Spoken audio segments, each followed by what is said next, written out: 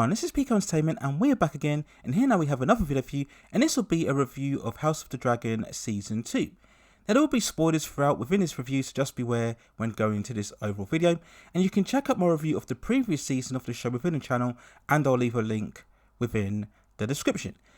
So then, to quickly recap on the finale of the first season, where we saw Queen Rhaenyra reflecting off the loss of her son Luke, after both he and his dragon Arrax were killed by Aemond and Vhagar in a pursuit within the rainy skies. Rhaenyra finally shows intentions to go to war with the Hightowers, and season 2 picked up months after that event, where we see Rhaenyra struggling to gain initiative within the war against Alicent. After ordering an assassination on one of the baby princes within the King's Landing, Daemon retreats to Harrenhal to gather more forces, but when arriving there he starts to experience visions of past figures within his life, including the younger Rhaenyra and King Viserys. We see Aegon's lack of experience and wisdom apparent as he is supposedly anointed the King of Westeros. Sensing his lack of authority, both Ser Criston and Prince Aemond impose themselves with their own ambitions within the war effort. As a result, Alicent's position and influence regresses into practical irrelevance. This is compounded even further when her father Otto finds himself dismissed by Aegon as the Hand, being replaced by Ser Criston.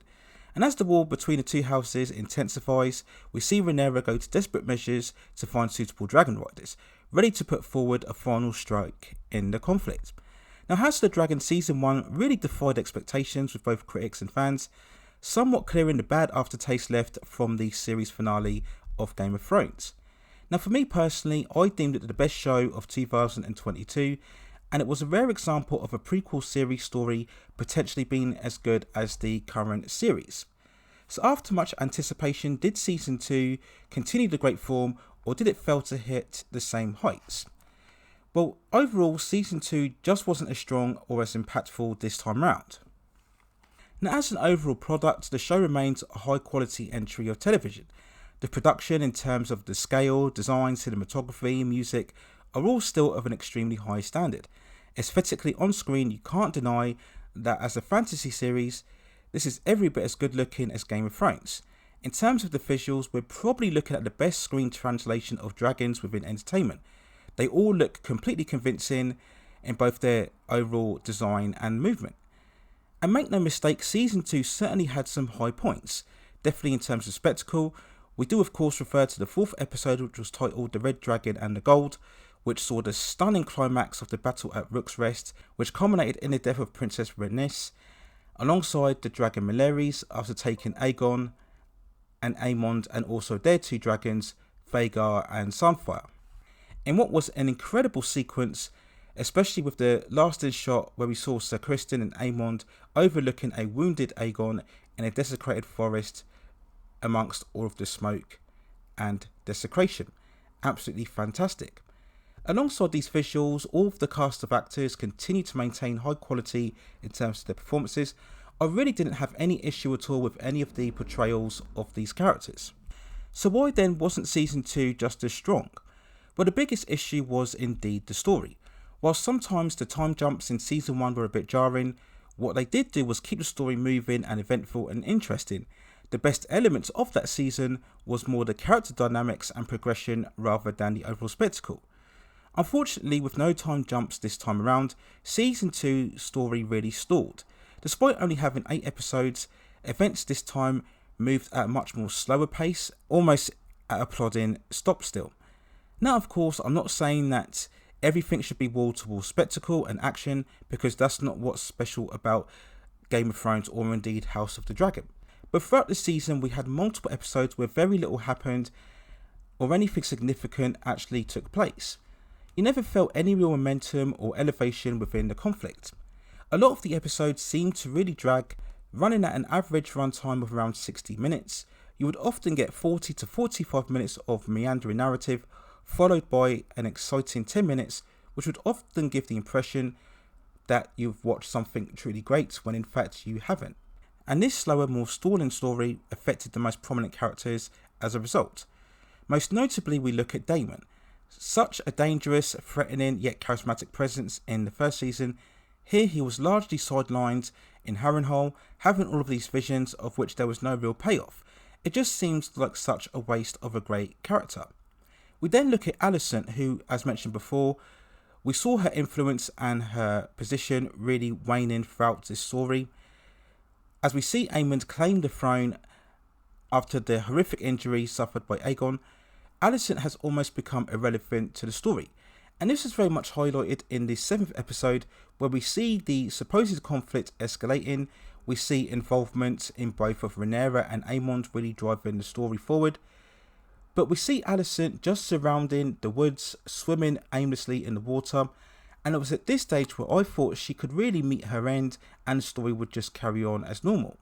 Now, the characters that made the most impression this season was Rhaenys, especially after the 4th episode, where she truly had one of the best standout moments and sequences, and also Aemond, who was probably the only character that progressed the most in terms of his position and also assurance. Organically, he really should go on to become the most dominant character and antagonist for seasons 3 and 4. And hopefully in season 3 we see much more of both Hugh and Ulif as the newly designated dragon riders, as I really didn't feel any connection enough with them throughout this season. So we quickly remark on the finale of this season very quickly, which essentially saw more of the preparing of war without getting to the war itself. And it really was this episode that has given such a negative perception of the season overall.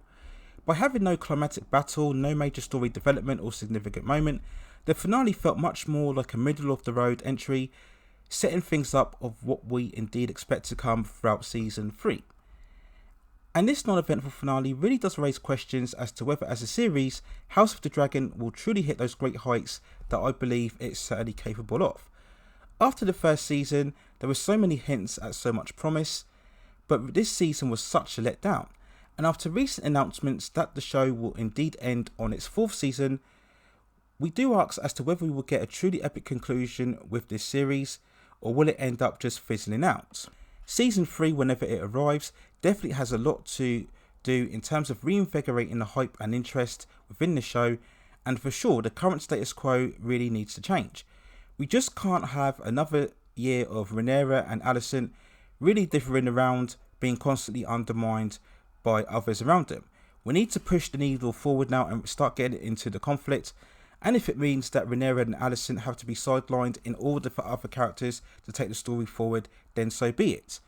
And I said within my review of the finale, I do believe we are at a stage now where certain characters need to be written out of the show so that the story can move forward, and I do believe that this would make it a far more pacier and compelling story. And if all of these elements can be fixed throughout season 3 and season 4, I still believe that there's enough room to enable the House of the Dragon to be truly an epic fantasy series, very similar to what we saw for the majority of Game of Thrones. So those are my overall thoughts and feelings and review for the 2nd season of House of the Dragon. Let me know what you think. If you have any other movies, topics, or any other television series or issues that you'd like to see me talk about within this channel amongst the entertainment industry, then also let me know in the comments, and I'll see if I can provide further details for you on that subject matter within the future. Please consider hitting like the subscription and notification buttons so I can provide you more high quality content like this in the future. And that's it now. Take care of yourself, and I will see you very soon.